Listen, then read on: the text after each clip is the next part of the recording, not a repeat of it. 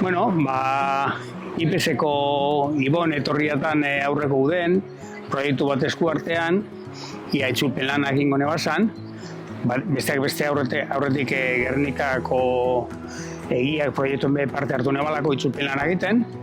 Eta erakargarri zintzen proiektu kolektiboa, elkartasunezkoa, Palestina kasu honetan,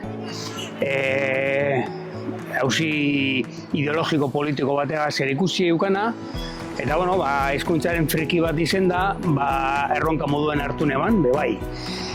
Novela, Txema Garziak idatzi dauen novela oso ondo dau, novela batean novelatu egin dau apurbet aldarrikapen kolektibo bat dana, Guggenheim Museoaren inguruen, haren kontra, zelan ez? Eta, uste dut lortu dauela novelatute haulango aldarrikapen bat, eta oso puntu politxo lortu dauela, eta, nik itzulpenagaz euskaratu terakoan, saiatu naz bere hildoak mantendu, eta, IPS-ek be gureban, euskaraz atetea proiektu aldi berean, hizkuntzaren moton balorea haitik.